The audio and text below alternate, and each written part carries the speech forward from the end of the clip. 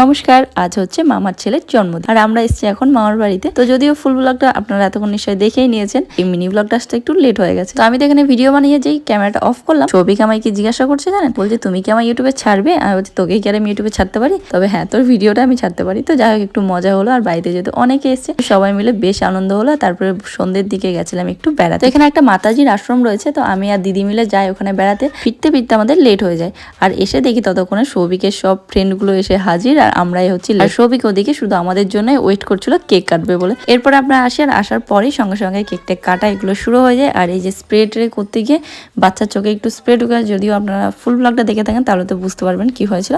তো তারপরে বেশ আনন্দ, নাচ গান, মজা, খাওয়া দাওয়া, আর তারপরে রাত্রেবেলায় আমরা গিফটগুলো ওপেন করলাম, আর তারপরে সঙ্গে সঙ্গে বাড়ি ফিরে আসি। যেহেতু আমাদের গ্রাম আর আমাদের মামাদের যে গ্রামটা মাঝখানে শুধু রয়েছে একটা মাঠ, আর মাঠের এপার আর ওপার, এই কারণে আমরা যখনই যাই এইটাকে রাত্রেবেলায় আমরা বাড়ি চলে আসি।